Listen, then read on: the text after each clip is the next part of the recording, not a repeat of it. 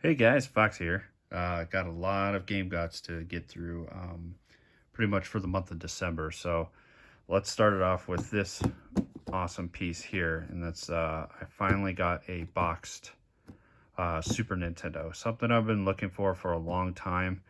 I wanted to make sure that it was complete and had everything in it, including all the the instructions, the ads, the poster, stuff like that. This one is in really good shape. It's got a little beat up here, but it's just the basic superset with Super Mario World. But all in all, the box is in pretty good shape. Got some advertisements here on the side for the Super Scope. Got a little save the receipt, original packaging. I believe that was from Toys R Us. Correct me if I'm wrong. Mario Paint ad. And then on the back, we got all the goodies, including the little game previews here. But anyway, I was happy to get that, and I thought I'd go ahead and show you guys the inside. But everything was in there, little plastic baggies, which is awesome, really well kept and kept together. The manuals were in here for the game, including the big fold-out poster. And of course, the console itself, not yellowed at all. So really excited, guys, to get that finally added to the collection. That, it didn't cost too much. My goal was to find one of these, the sub 180 range, and I did. So very excited to have that. Let's continue on with some of the retro stuff I got. I got MTVs Beavis and Butthead here. I used to rent this game as a kid and often enjoyed it. Never got very far in it and couldn't honestly tell you if it's a good game or not. Probably not. But I will be playing this soon because I'm going to hook up the Super Nintendo and play some games for a little bit. So I'll probably pop in Beavis and Butthead. I also got a couple NES games, which I have not picked up in some time. We've got Joe and Mac here on the NES. Haven't played the NES version. Played Super Nintendo version quite a bit. So not sure if this one's better or worse. But I like Joe and Mac, so why not? And I don't have it in the collection. Also got a copy of Disney's Tailspin, one of the Capcom Disney games. From what I hear, this is usually one of the least favorite of the Capcom Disney games. It has some side-scrolling shooting sections and stuff like that, but I heard it's not great, but it's not bad either. So I got a copy of Bust a Move 2 Arcade Edition on the Game Boy. It's one of the titles I've been hunting for, but I found it. It's actually pretty good on the Game Boy. Enjoy it. I think this really is my final Turtles game that I've been hunting for. Granted, it's loose, but it's one that I really wanted to add to the collection, and it's a little beat up. But it's Turtles, the Hyperstone Heist. As you can see, the label and cartridge have seen better days. Looks like an old Blockbuster sticker that was removed there. And it's well loved, let's say that. But it plays fine. It's perfect. It looks great in the analog of Mega SG. Got it a little less than that. I think I paid $38 for it. I talked them down due to heavy label damage. And they were pretty cooperative of it. So I was happy to have this. This is pretty much the last Turtles game I need for my collection. I guess it would be nice to get the tournament fighters. But it's not necessary. But it would probably complete the subset that I'm hunting for. So recently I decided to resubscribe to Video Games Monthly and do more of a focus on Game Boy or handheld games through them to help me build up my collection, to try to assist me in getting to that complete Game Boy collection. So I went ahead and did Game Boy, and I threw in Game Gear because my Game Gear collection is pretty thin. That's pretty good. It's pretty affordable. I chose the 4 games, which is I think $39 a month. so they can send me some stuff. And I filled out the entire list that they have online to tell them what games I already have, so they'll send me no duplicates, which is pretty nice. So this month they did pretty good for me. They sent me some sealed Game Gear games, which is awesome. Nothing highly valuable, but it's pretty cool to see that I got some more sealed Game Gear games here. This will be fun, especially when the analog Pocket comes out. I'll be playing a lot more of not just the Game Boy games on it, but Game Gear, the Neo Geo Pocket Color, Lynx will all be supported on that thing. So it's pretty awesome. Also got a copy of Jungle Book here. I don't know who made it, Majesco. I actually never played this Jungle Book game. It doesn't look fantastic. Granted, it is Game Gear, but it's cool. It's sealed. Also got a copy of Bugs Bunny Crazy Castle, one I was missing. And Mega Man 2 with some label damage up at the top, but that's okay. This is a player's choice version as well. But yeah, very happy with that. Video Games Monthly did me good. Some, of course, some ad stuff with a little flashlight. But yeah, I'm happy with what they sent me here.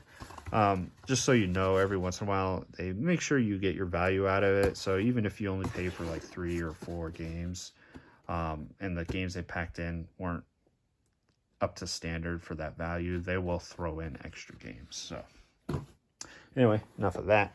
Let's get on to some couple books here I got. So Fangamer went ahead and released this little comic book for Stardew Valley, Before the Farmer. So pretty much it's a comic book telling the tale of what was happening in Stardew Valley before you as the farmer get there. It's pretty cool. It's well drawn. You got all the characters in there. It's all silent, so not a lot of people say anything except for, of course, there. But it's pretty cool. You get to learn about what's happening to all the characters from the town, what they were doing before you arrived to start your grandpa's farm. So really cool book. I love Stardew Valley a lot, so I tend to get this kind of stuff for that. And for Christmas, my wife found this for me, and it is a art book or artworks Shiro Amano from the original Kingdom Hearts. So this only has stuff from Kingdom Hearts 1. So, but it's like unique art. It's like guest artwork or something like that from Kingdom Hearts. It's really cool. I'm a Kingdom Hearts fan. You know, especially the first game. The first game was probably my favorite, to be honest with you. But it's really neat to see this different art style for Kingdom Hearts. I've never seen this before. I'm not sure where it came from. I don't know if this is maybe... Well, it can't be a Japanese only thing because everything's in English. So I couldn't tell you, but it's really cool. Very great art. Maybe there's some good collab with Disney here. But yeah, I thought it was a really cool artwork to add to the collection. All right, some modern video game stuff here. So I got myself a Model 2 of the Vita, finally. I wanted to get one because I just, you know, for the collector aspect of me, and that this thing is actually lighter, I wanted to get this Vita. I went ahead and bought this Japanese blue one. On eBay I won, and it's great. Everything works fine, except for one thing, is that the joystick here has some drift. Mostly in the up and right position, kind of like that. And when you have like the cursor on it, it'll just automatically start moving up and stuff like that. So I'm going to have to figure out a way to fix that, or just eat it, I guess. But other than that, it sounds great. The screen's perfect. It's a pretty good shape for a used Vita. I got it fairly cheap, so I'm not surprised that there was one defect in it.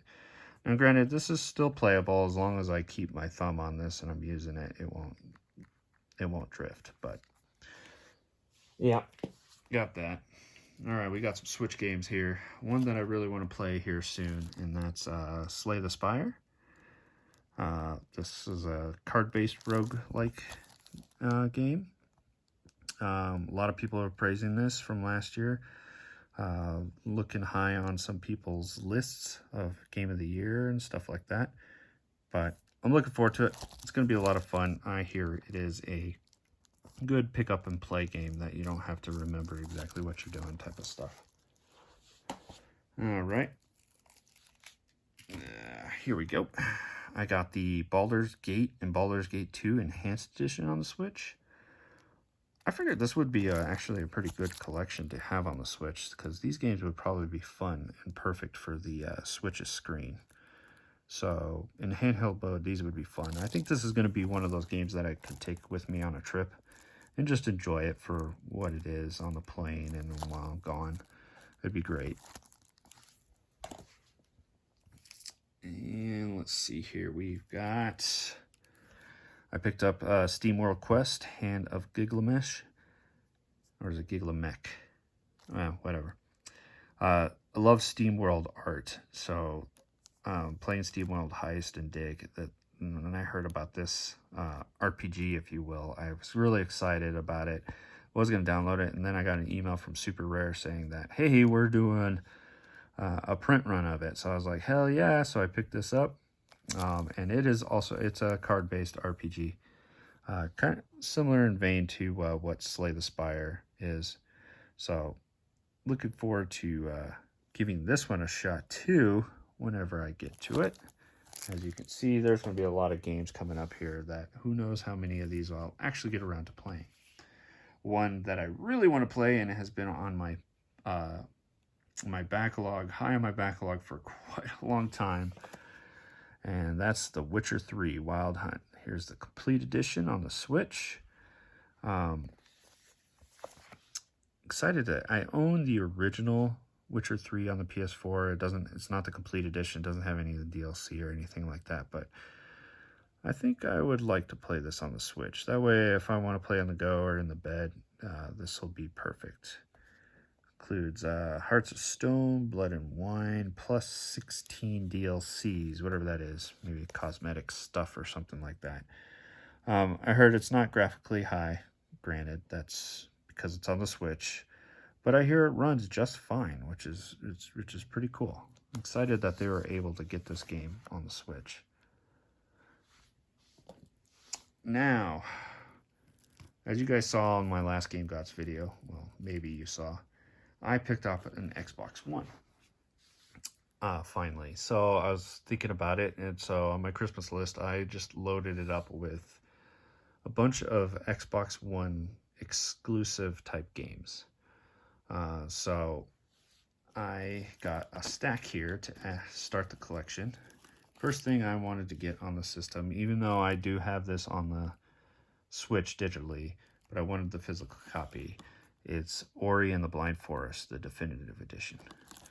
I plan on playing this again soon. I'm planning on starting over here on the Xbox instead of the Switch, as I really want to enjoy this game in 4K on the Xbox One X. So the game looks beautiful on the Switch, but I think it'll look even better in 4K. I also picked this up because I love supporting this.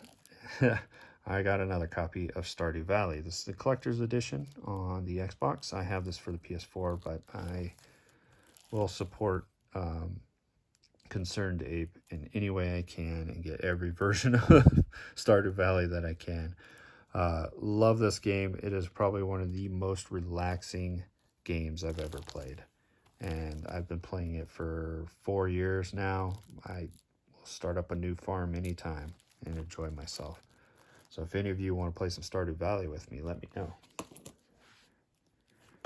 Here's one of the definitive games I think to pick up for the Xbox One, and that is Rare Replay. Something I always had my eye on. So this has a bunch of the Rare, the video game developer, best games that that they've made, and by best I mean pretty much all of them. Some aren't great, some are very good, but they're when showing off quite a few. You got Banjo-Kazooie, Viva Pinata. You've got Battletoads. Oh, there's a whole list down here. Cameo, Killer Instinct, Snake Rattle Roll, RC Pro-Am. There's a lot of good stuff in here. So this is an awesome collection disc to add to the collection. And what's an Xbox without Halo? So here I got the Halo Master Chief Collection. This should be fun. I know some people who would like to enjoy playing some of these games with me. The only one I have not played in this collection, though, is Halo 4. I've played the original, the second, and the third game, but this should be fun to just jam through when I'm bored. Here's a game I found in the clearance bin at Target, but it's an Xbox exclusive, and that's Forza Horizon 3. I like cars, so I figure I'd like the Horizon games. I hear it's a lot of fun. And of course, I picked up Horizon 4. But this one, let's be honest, I'm not sure if that one will ever get played. But it's in the collection. I think I added it for a few bucks. So this one is the one that'll get played because it's got the 4K support. And I hear it is awesome. It's got weather effects and all that stuff. Probably hundreds of cars to play around with and free roaming. It should be fun. And something that my wife got me is Gears 5. I have yet to play it, but I hear lots of good things. So one of these weekends, I'll probably just, burn through the single player mode on this. Gears 5. All right, lastly, I got a few PS4 games. First up, from Limited Run Games, I got Children of Zodiacs. I probably butchered that. Anyways, it looks like a fun little RPG. It was one of their cheaper releases, but I thought it would be fun to add to the collection. I love RPGs, and if I just want to play something that's, a little different, a little more simple, that this would be a fun one. And out of that same Target clearance bin, I picked up a couple of games for just a few bucks. I got We Happy Few. This game has always been on my radar. It reminds me a little bit of BioShock, so I figured this one would be a fun one to at least give a try.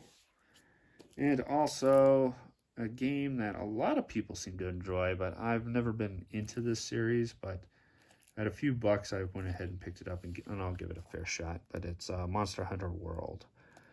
So I'm sure a lot of you love this game, so I think I could have a little bit of fun playing this one.